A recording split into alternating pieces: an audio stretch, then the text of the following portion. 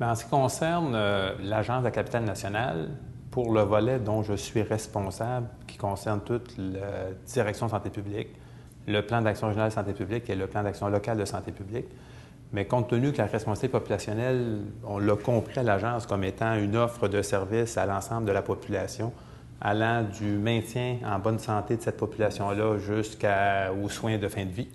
Bien, en santé publique, on se préoccupe du maintien en bonne santé de la population, puis de prévenir les problèmes de santé qui sont prévenables.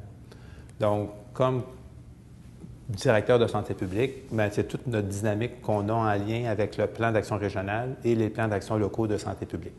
Donc, on a un soutien qui passe par la surveillance de l'état de santé de la population des territoires. Donc, on a la responsabilité de faire des portraits de l'état de santé et on fait ces portraits-là par territoire de C3S, par sous-territoire de C3S qui sont les anciens territoires de CLSC, parce que nos C3S voulaient pouvoir suivre l'état de santé de sous-territoire de leur population.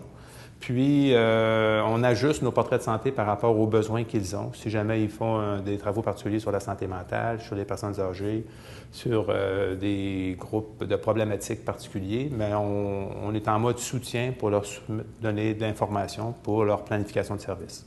Donc ça, c'est le premier mode de soutien que l'on a à la direction de santé publique de la capitale nationale. L'autre élément, c'est toute la programmation des activités préventives qui doivent être données par les C3S au niveau local. Bien, cette programmation d'activités-là est cohérente avec le Programme national de santé publique, le plan d'action régional et les plans d'action locaux. Lorsqu'on fait notre plan d'action régional, on le fait en collaboration avec les responsables locaux de santé publique dans chacun des C3S. Et une fois que c'est adopté par notre conseil d'administration, par la suite, on soutient les C3S dans l'élaboration de leur plan d'action local qui sera en cohérence avec le plan d'action régional auquel ils ont intimement participé dans l'élaboration. Donc, ce processus-là, on l'a fait en 2004 pour la première version du plan d'action régional et des plans d'action locaux en 2006. Puis on l'a refait en 2008 lors de la mise à jour du plan d'action régional et en 2010 pour la mise à jour des plans d'action locaux. Donc, c'est un travail qu'on fait conjointement à l'intérieur d'un mécanisme qu'on appelle la table régionale de santé publique. Puis, de cette façon-là, on soutient l'élaboration par les C3S de leur offre de services locales en promotion de la santé et en prévention des différents problèmes de santé ou problèmes sociaux. Donc, pour la santé publique, c'est la façon qu'on a eue de s'organiser pour soutenir l'actualisation de la responsabilité populationnelle sur les aspects préventifs et de maintenir en bonne santé la population de leur territoire et l'actualisation de la loi de santé publique. On s'est dit, là, on a deux obligations, une qui est plus locale, l'autre qui est plus systémique, structurelle, allant du ministère au C3S. Puis en fonctionnant comme ça l'a permis d'actualiser les deux obligations.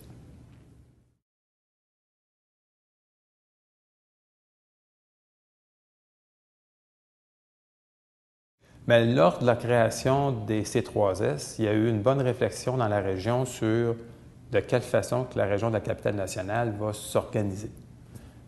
Premier grand débat, c'est est-ce qu'il y a des CH intégrés ou pas dans nos C3S? Parce que le mandat des agences de développement des réseaux locaux, ça a été pendant 2 années de réfléchir comment on s'organise.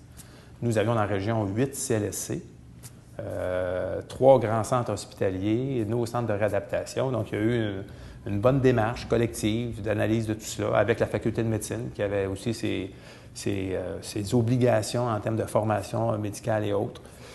Puis la conclusion, ça a été de ne pas intégrer les centres hospitaliers intramuros des C3S, mais si on ne faisait pas ça, il fallait qu'il y ait un engagement inter-établissement de concertation puis d'interdépendance dans les décisions. On ne peut pas penser à donner des soins aux personnes âgées dans un centre hospitalier ou de prendre soin des personnes âgées qui se présentent à l'urgence si on n'a pas des arrimages avec les C3S qui sont aptes à bien identifier la suite de traitement donné aux personnes âgées en post-hospitalisation si c'est le C3S qui est un autre établissement. Donc, il y a eu une orientation prise politique par les DG, puis qui s'est concrétisée dans chacune des régions par une table de forum pas un forum de population, par un forum de partenaires. où les C3S ont convoqué, un peu selon l'exigence de la loi d'avoir un réseau local, des partenaires scolaires, économiques, communautaires, mais ils ont aussi convoqué les CH et les centres de réadaptation à siéger sur un forum de partenaires qui sert d'instance aviseur au C3S pour l'offre de services qu'ils ont à mettre de l'avant et aussi pour déterminer des ententes interétablissements pour faciliter la continuité de service entre les établissements. Entre le C3S de Portneuf, un client qui serait vu par les intervenants puis qui doit avoir une hospitalisation, mais il y a des ententes, ou le centre jeunesse, ou santé mentale pour psychiatrie. Donc, les C3S se sont donné des mécanismes internes avec leur forum de partenaires pour faciliter le maillage et l'interdépendance. Et l'Agence, dans sa planification de services régionale, a continué de mobiliser l'ensemble des établissements concernés par un problème pour trouver des solutions régionales collectives et laissant les solutions locales au niveau du forum des partenaires. Donc, ce sont des mécanismes qui ont été mis en place et je pense que les C3S les trouvent facilitants. Il y a probablement toujours des ajustements, là, mais c'est ce qui a été créé en 2006-2007, puis on est dans la continuité de ces mécanismes-là. Ces mécanismes-là, pour la santé publique, on nous a demandé, compte tenu du mandat de suivre l'état de santé de la population, de siéger sur le forum des partenaires. Non pas de dire que c'est un représentant de l'agence ou un représentant du processus administratif de planification-programmation, mais plus sur la connaissance de l'état de santé d'une population qui doit être disponible pour l'ensemble des partenaires territoriaux. Donc, nous siégeons au Forum des partenaires et selon les dossiers et les demandes particulières, on répond par différents portraits d'état de santé ou des données socio-sanitaires sur la population du territoire.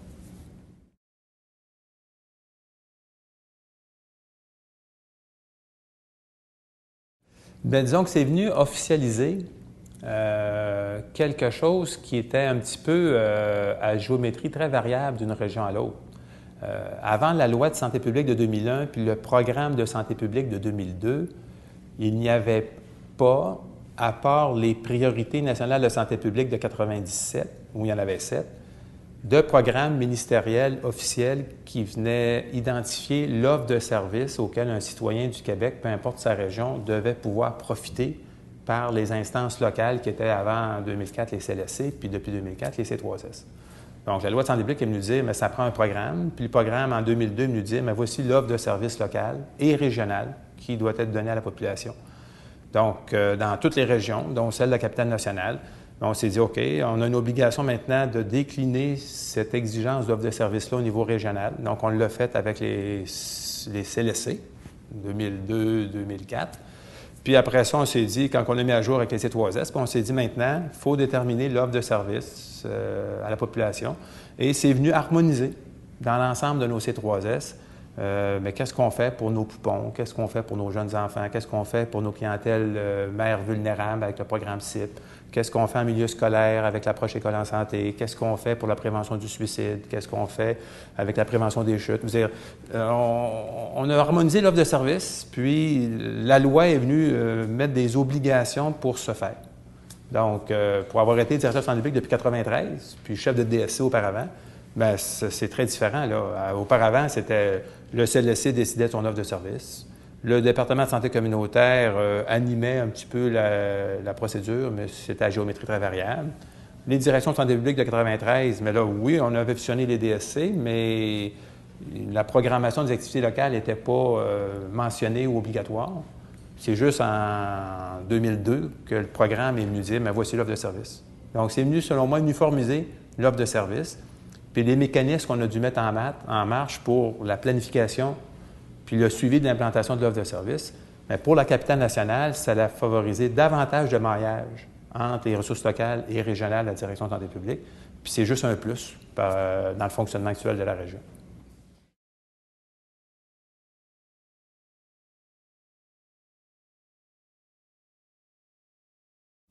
Avec la réforme de 2002 du programme, dans les années qui ont suivi, on était dans des années de développement budgétaire.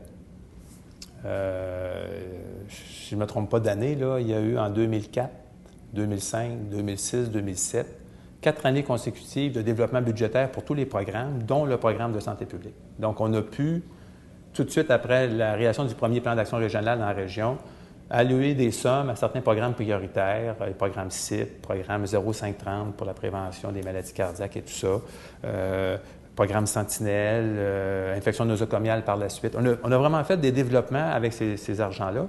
Et ça, c'était quelque chose de positif. C'était vraiment fantastique. Puis en même temps, c'était bien parce que ça concordait avec l'actualisation des parts et des pales, première mouture, qui faisait en sorte que ça venait aider au changement et à l'implantation de nouveaux services locaux. Donc ça, c'est vraiment quelque chose de bien.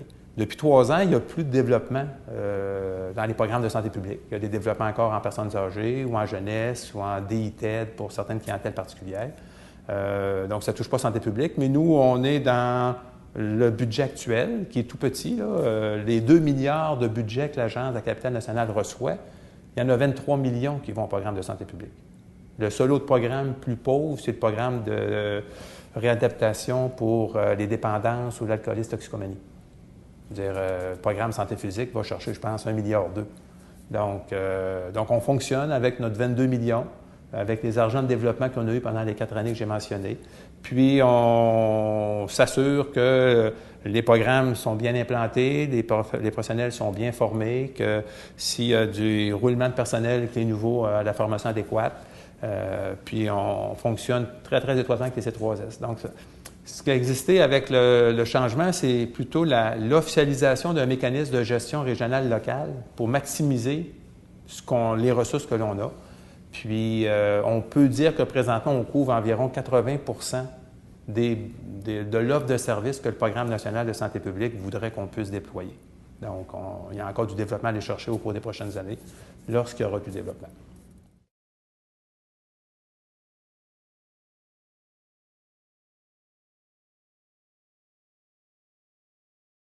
Les partenaires intersectoriels pour la région de la capitale nationale, il y a 2 niveaux. On a convenu avec les C3S que la direction de santé publique s'occupait des partenaires intersectoriels régionaux, puis que les C3S s'occupaient des partenaires locaux. Donc, conclusion, avec toute l'obligation d'avoir un réseau local de services qui impliquait des partenaires intersectoriels. Je prends l'exemple de Portneuf.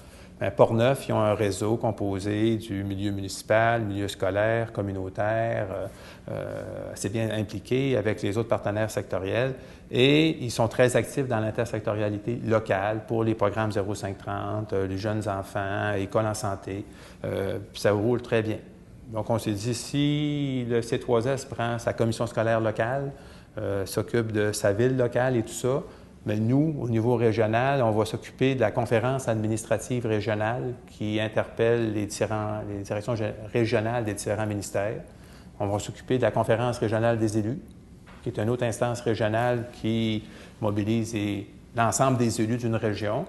On va aussi interfacer avec notre plus grosse ville. On a quand même la ville de Québec qui couvre 2 C3S, qui va chercher environ 570 000 de population sur les 700 000 de la région.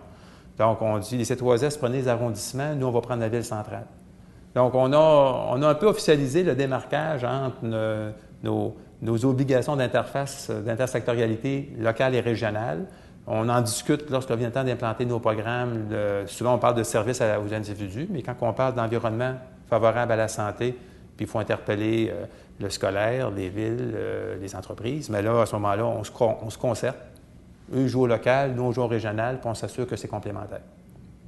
Donc, au régional, en plus des instances, on a un gros comité d'une 30aine de personnes qui s'appelle le comité 0530, là, tabac, alimentation, activité physique, où régionalement, on prend des orientations, puis chaque C3S dans son milieu a des comités locaux pour favoriser localement l'actualisation de leurs obligations dans ces mêmes programmes-là.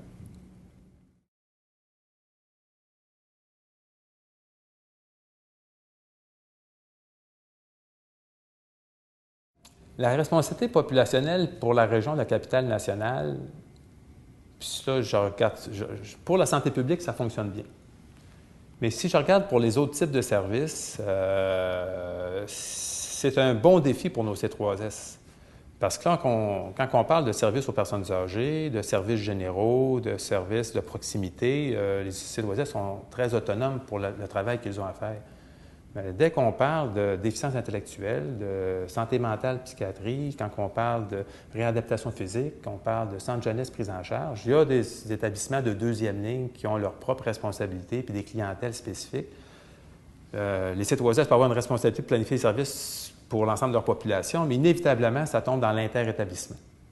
Donc, moi, je pense que, et pour notre région, en plus, avec les centres hospitaliers qui ne sont pas intégrés à l'intérieur des C3S, tous les services médicaux et hospitaliers sont pas sous la coordination des C3S, sont plus sous la coordination de l'agence qui, avec l'ensemble de ces établissements, s'assure de la continuité et de l'interdépendance des établissements, puis qu'il n'y ait pas de clients qui tombent en deux chaises. Donc, moi, je pense que pour la région de la capitale nationale, le défi d'actualiser la responsabilité populationnelle pour les C3S passe par le maintien de l'engagement de l'interdépendance entre tous nos établissements, par un forum des directeurs généraux qui est très, très actif, très engagé, où les 13 DG de la région y siègent, où les dossiers sont amenés après avoir été bien préparés par des tables de directeurs généraux adjoints, de directeurs de salles, directeurs d'hébergement de personnes âgées, de santé publique, les tables d'immobilisation. Donc, il y a des tables composées de tous les établissements qui siègent chacun dans leur créneau, puis qui s'assurent que l'ensemble des besoins de la clientèle sont bien considérés compte tenu des ressources que l'on a. Si nos CH étaient intégrés, j'aurais peut-être un autre propos, mais pour la région de la capitale nationale, pour actualiser les organisations ministérielles, l'agence a encore un rôle important et l'ensemble des établissements sont engagés dans la foulée de 2004, puis la dynamique est excellente encore.